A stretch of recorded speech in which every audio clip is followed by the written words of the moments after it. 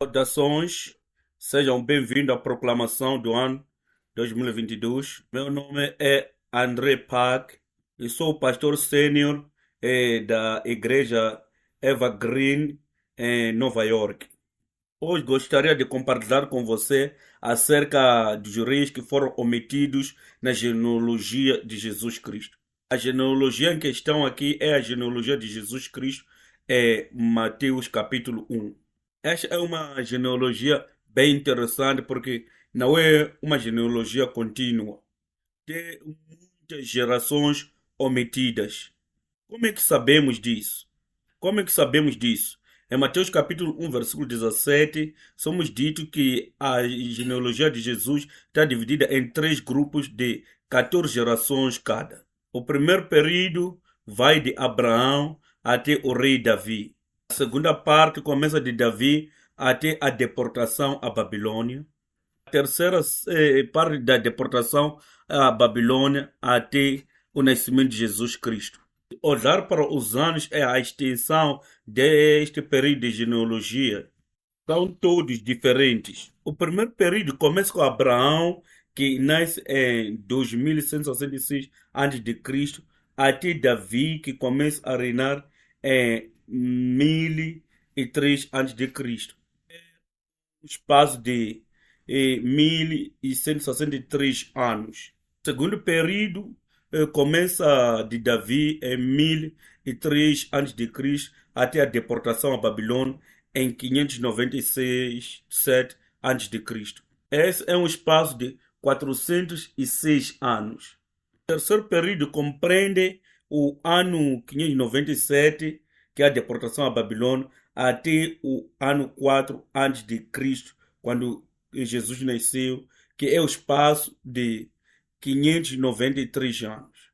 Como é que estes períodos, que cada uma delas tem 14 gerações, ter tantos anos de diferenças?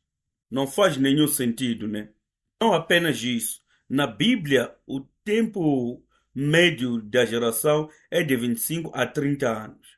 Calcular os anos aqui vai encontrar que cada geração deve compreender 83 anos, o que é acima do que é aceitável. Isto nos mostra que há muitas gerações omitidas aqui. O terceiro período também tem uma média de 42 anos por geração, que é muito mais, levando em consideração que uma geração deve levar 25 a 30 anos. Então, o que dizer acerca do segundo período? Este período é o foco do nosso estudo hoje. O segundo período tem uma média de 29 anos por geração.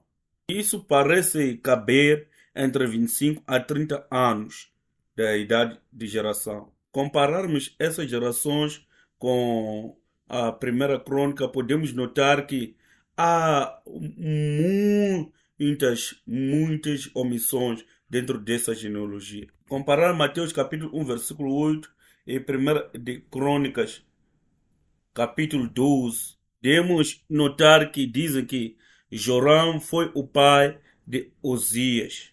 O outro nome de Osias é Azias, ou seja, Azarias. Em 1 de Crônicas, capítulo 3, versículo 11 a 12, diz que Joram foi o pai de Azias, Azias o pai de Joás, Joás o pai de Amazia, e Amazia o pai de Uzias, que é Azarias. Aqui encontramos três descendentes que foram omitidos nesta genealogia. Se levarmos em consideração que houve uma mulher chamada Atália que reinou durante este período, há um total de 4 reis que foram removidos desta genealogia. Por que estes nomes foram omitidos desta genealogia? Considerar que estes 4 reis têm coisas em comum. Primeiro, todos eles são relacionados a Atália, que era uma mulher má. Segundo, todos esses reis cometeram idolatria. Terceiro, todos esses reis não morreram de uma morte natural. Eles tiveram mortes trágicas. Entre todos esses pontos, o mais importante é que e eram todos relacionados a Atália, que relacionados a Atália cometeram idolatrias e o seu pecado causou com que tivesse mortes trágicas. Foi a sua aproximação a Atália que fez com que eles pecassem contra Deus, o que resultou na sua omissão na genealogia de Jesus. A questão mais importante aqui é, afinal, quem é esta Atália? Vamos juntos descobrir. O nome Atália em hebraico significa a quem o Senhor afligiu. Eu não tenho ideia como alguém pode dar o seu nome deste à sua filha. É um nome muito estranho, mas este é o significado do nome. Ela tornou-se a esposa de Joram, que era o filho do rei Josafá. De acordo com 2 de Reis, capítulo 8, versículo 18. Porque Joram casou-se com Atália, ele andou nos caminhos de Acabe e fez o que era errado e abominável diante do Senhor. Veja que Josafá era um bom rei, um muito bom rei. Ele cometeu um grande erro. Ele foi de aliar-se com Acabe através de casamento. Ele aceitou a Atália como a sua nora. E isto começou um grande problema no reino do sul de Judá. Se traçarmos a linhagem de Atália, podemos ver como é que isto aconteceu. Atália, de acordo com a 2 Reis, capítulo 8, versículo 26 a 28, era a filha de Acabe e Jezabel. Acabe e Jezabel foram os piores reis que o reino do norte de Israel conheceu. Afinal, quem era Jezabel, a mãe de Atália? 1 de Reis, capítulo 16, versículo 31, nos diz que Jezabel era a filha de Edbal, o rei de Sidone. Jezabel não era judia, era uma gentia. Era de Sidônia. O nome do pai dela, Edbal, significa com Baal. A partir do nome, poderia notar que essas pessoas adoravam a Baal. Desta forma, Jezabel trouxe a adoração a Baal para o reino do norte de Israel e causou com que toda a nação se apartasse de Deus e adorasse ao Deus Baal. E sendo a sua filha Atália casada no reinado do sul de Judá, ela transportou a adoração a Baal com ela a Judá. Fez com que a nação caminhasse nos caminhos de Acabe, expandindo a adoração a Baal. Quando subimos muito mais naquilo que é a genealogia da Atália, vimos que Edbal era o rei dos Sidônios. Quem eram os Sidônios? Os Sidônios são descendentes de Sidom, o filho de Canaã. Sidom foi o primogênito de Canaã. Este foi o Canaã que foi amaldiçoado pelo Noé. E os descendentes de Canaã eram os cananitas, cuja Deus havia ordenado aos israelitas para que os destruísse totalmente na terra de Canaã, quando eles tomassem possessão da terra de Canaã. Ainda mais em Deuteronômio capítulo 7, versículo 3 e 4, Deus ordenou claramente que eles não deveriam se casar com os cananeus, aliás. As escrituras dizem com clareza: não te aparentará com elas, não darás tuas filhas a seus filhos, e não tomarás suas filhas para teus filhos, pois fariam desviar teus filhos de mim, para que servisse a outros deuses, e a ira do Senhor se acenderia contra vós, e depressa vos consumiria. Estás a ver? Aconteceu exatamente como essas escrituras nos dizem. Segundo, Atália destruiu toda semente ou descendência da família real de Judá. 2 de Reis, capítulo 11, versículo 1. Quando Atália, mãe de Acasias, soube que seu filho estava morto, mandou matar toda a família real. Ela matou a sangue frio toda a família real. Quem são esta toda a família real? Primeiro, são todos netos da Atália. Esta mulher perversa mandou matar a sangue frio todos os seus netos. Não apenas isso, a família real aqui está se falando da descendência de Davi. E quem são os descendentes de Davi? São os descendentes que Deus havia prometido a Davi. E disse que sempre teria uma lâmpada diante dele em Jerusalém, através de seus descendentes. Segunda de Reis, capítulo 8, versículo 19. Entretanto, por amor ao seu servo Davi, o Senhor não quis destruir a Judá. Ele havia prometido manter para sempre um descendente de Davi no trono. Mesmo Deus não estava disposto a destruir os descendentes de Davi por causa da promessa da aliança que fez com Davi. Mas agora o diabo estava a usar esta mulher chamada de Atália para eliminar completamente toda a descendência de Davi, para extinguir a lâmpada de Jerusalém. Mas Deus nunca vai permitir com que isso aconteça, porque a palavra de Deus e suas promessas nunca serão destruídos. O que aconteceu aqui? Um sumo sacerdote chamado Joiada e a sua esposa Jochada, eles se levantaram para defender a causa de Deus. Segunda de Reis, capítulo 11, versículo 2 a 4 diz: Mas Joseba, filha do rei Jorão e irmã de Acazia, pegou Joás, um dos filhos do rei que iam ser assassinados, e o colocou num quarto junto com a sua ama para escondê-lo de Atália. Assim ele não foi morto. 6 anos ele ficou escondido com ela no templo do Senhor, enquanto Atália governava o país. No 7º ano, o sacerdote Joiada mandou chamar à sua presença no templo do Senhor os líderes dos batalhões, descendo dos cários e dos guardas. Fez um acordo com eles, fazendo-os jurar no templo do Senhor. Então lhes mostrou o filho do rei. Que grande cenário! Quando Atália estava a assassinar a sangue frio toda a família real, Joseba tomou coragem. E ela roubou o bebê Joás, filho do rei Azias e o descendente do rei Davi. Escondeu no templo por 6 anos. De acreditar em esconder por 6 anos, o bebê estava chorando, fazer aquele barulho. Eles tinham que escondê-lo da Atália. E finalmente, no 7º ano, o sacerdote Joiada mandou chamar à sua presença no templo do Senhor os líderes de batalhões, de secários e dos guardas. E lhes mostrou o filho do rei, o bebê Joás, o herdeiro legal do trono, o verdadeiro descendente de Davi. Consegue imaginar o cenário em que o sumo sacerdote levanta esse bebê desse jeito? Que grande cenário terá sido. O que é que este incidente nos ensina?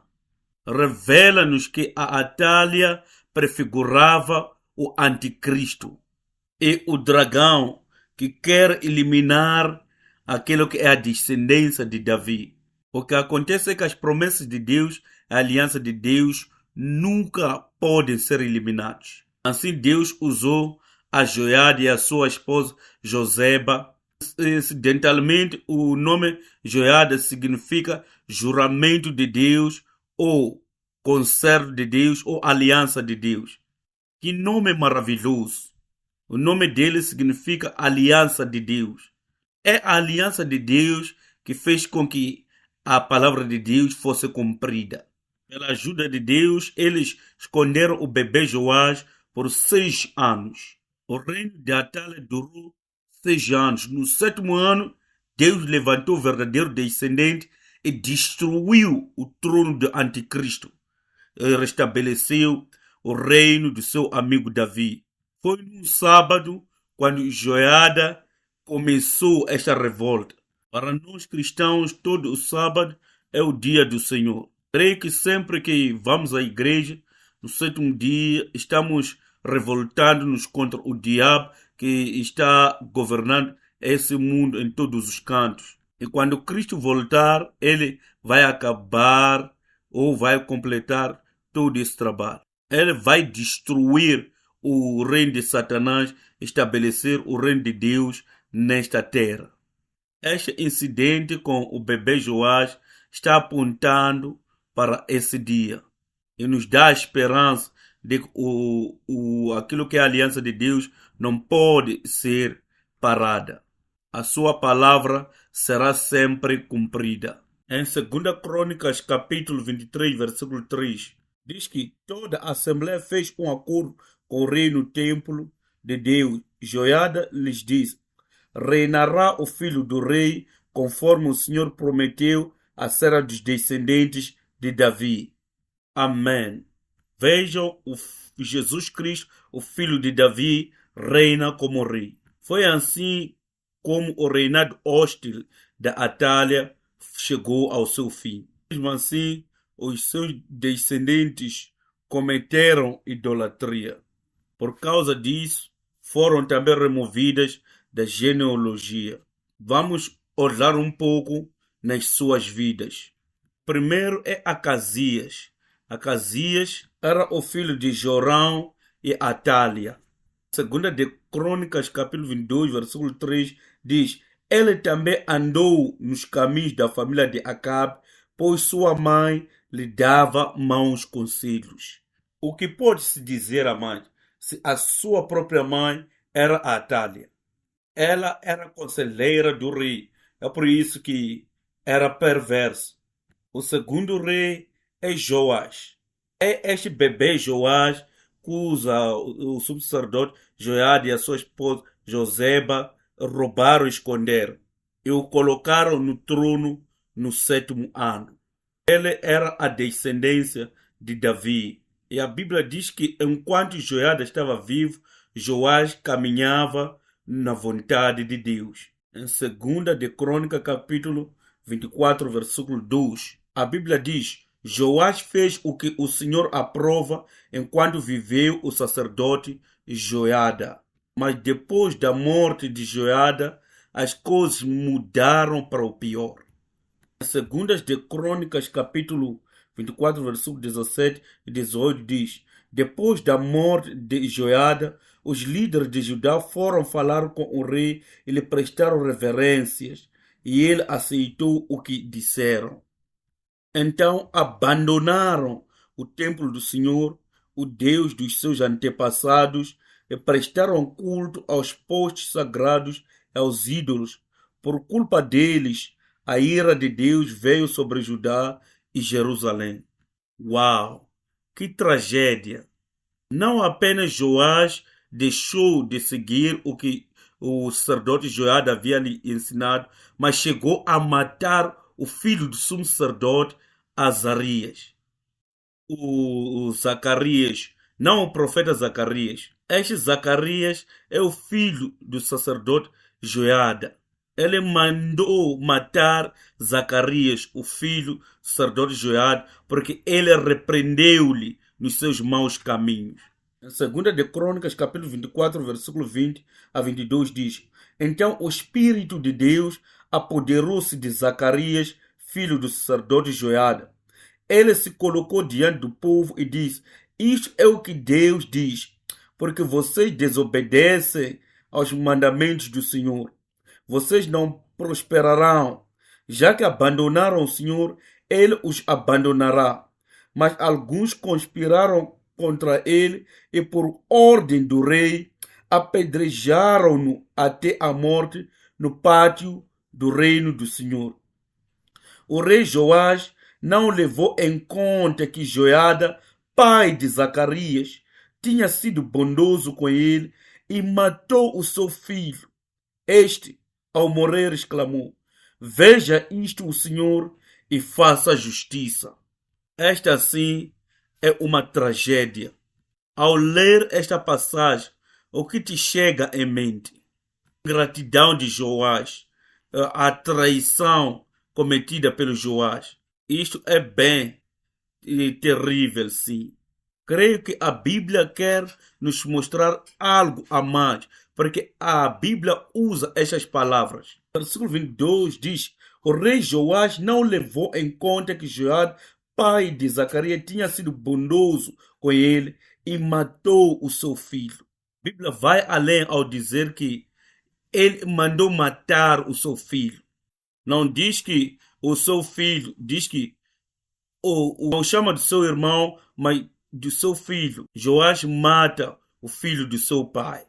O que isso tem a dizer? Tem a dizer com o que o Israel fez quando o Filho de Deus, Jesus, veio neste mundo. Em Êxodo capítulo 4, versículo 22, diz que Israel é meu filho, é meu primogênito.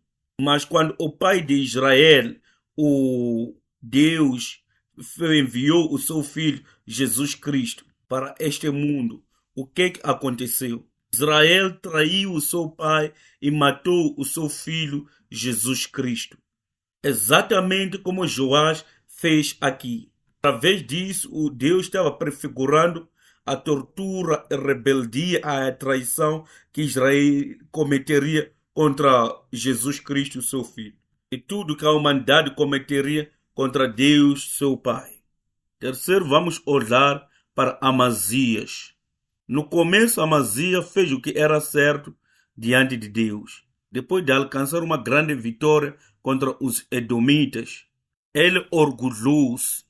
Começou a cometer idolatria por adorar o Deus de Edom.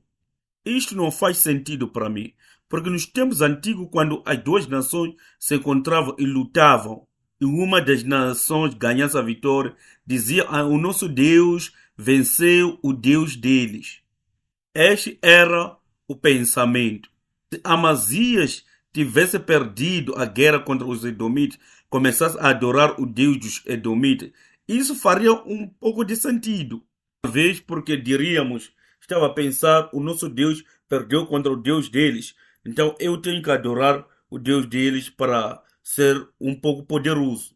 No caso de Acasias é muito diferente. Ele lutou e venceu, derrotou os edomitas, o que significava que o Deus dele, o Yahweh, havia derrotado o Deus dos edomitas. E Amazias começa a adorar o Deus dos edomitas, cujas pessoas ele derrotou. Isso não faz nenhum sentido. Em 2 Crônicas, capítulo 25, versículo 27 diz: e desde o tempo que Amazias se desviou do Senhor, conspiraram contra ele em Jerusalém, porém ele fugiu para Laquis, mas enviaram após ele a Laquis e o mataram ali. Veja, é depois de ele abandonar o Senhor, quando Amazias traiu a Deus. Os servos de Amazias conspiraram contra ele e mataram a ele. Vê que todos esses reis morreram de uma forma não natural e mortes trágicas, violentas. Em conclusão, o que tudo isto significa? O autor da história da redenção, o reverendo Abraham Pack, o que acontece é que todos eles se aliaram ao diabo para quebrar a aliança de Deus, cometendo esse tipo de pecados bem trágicos. Por causa disto, foram removidos da genealogia de Jesus Cristo. O que significa o que o reverendo Abraham Pack diz: ao omitir essas gerações das trevas e do pecado, a genealogia de Jesus Cristo, em Mateus capítulo 1, não é uma lista completa das gerações físicas. Este não é o propósito desta genealogia. O propósito desta é restar a linhagem da fé, que revela a administração de Deus na história da redenção. Esta é a genealogia que nos mostra o caminho pelo qual a aliança foi transmitida até que o nosso Senhor Jesus Cristo veio a esta terra. Independentemente das falhas dos humanos, foi a fidelidade de Deus nas suas promessas e alianças que fez com que essa linhagem fosse protegida até a chegada do Senhor Jesus Cristo nesta terra. De outra forma, essa genealogia é a evidência que Deus está nos mostrando. De outras palavras, está dizendo: olhem para isto, eu sou fiel à minha aliança. independentemente da traição humana. Deus é fiel à sua palavra, Deus é fiel à sua aliança. Quando lemos essa genealogia, este é o ponto que Deus quer que acatemos e entender. É acerca disso que devemos nos fazer lembrar todas as vezes que lemos a genealogia em Mateus capítulo 1. A aliança de Deus sempre será cumprida, independentemente daquilo que os humanos são. Não importa o quão Satanás possa tentar destruir essa aliança. O zelo de Deus, a graça de Deus e o amor de Deus não vai permitir com que isso aconteça. Em Isaías capítulo 9, versículo 6 a 11. Porque um menino nos nasceu, um filho se nos deu, e o principado está sobre os seus ombros, e o seu nome será Maravilhoso Conselheiro, Deus Forte, Pai da Eternidade, Príncipe da Paz. Do incremento deste principado e da paz não haverá fim sobre o trono de Davi no seu reino, para o firmar e o fortificar em juízo e em justiça, desde agora e para sempre. O zelo do Senhor dos Exércitos fará isto. O zelo do Senhor dos Exércitos fará isto. Amém. Por favor, lembre-se, sempre que ler as genealogias, lembre-se que quer nos dizer que o Senhor, independentemente daquilo que acontece, permanece fiel. A sua palavra sempre dará fruto. Quando nos lembramos disso, não importa que tipo de sofrimentos, não importa que tipo de tentações, aflições possamos estar a atravessar. Talvez que esteja a atravessar agora. A palavra de Deus para si será sempre cumprida. O plano de Deus para si é para o seu bem-estar, não é para a sua destruição. É para nos dar a esperança e nos abençoar. A sua fidelidade vai nos capacitar a vencer quaisquer tipo de barreiras que possam surgir no nosso caminho. Foi o zelo do Senhor que fez isto, será o zelo do Senhor que fará isto nas nossas vidas hoje. Portanto, agora eu oro para que com o zelo do Senhor possamos nos levantar e obrar para o nosso Deus. A mesma intensidade de zelo. Amém. Vamos orar. Nosso Pai Celestial, te agradecemos por esta palavra que nos deu. Agradecemos pelas séries da história da redenção. Agradecemos pela fé que nos capacitou a ter. Como aprendemos hoje, o zelo do Senhor cumprirá toda a sua palavra. Cremos que o nosso Deus é fiel às suas promessas e alianças. Ajuda-nos a permanecer nesta palavra pela fé. E que não sejamos movidos da nossa fé. Ajuda-nos a acreditar que o Senhor é fiel e irá cumprir tudo nas nossas vidas. E iremos vencer tudo quando possamos nos encontrar pelo caminho. E te agradecemos pelo Senhor Jesus Cristo. Amém.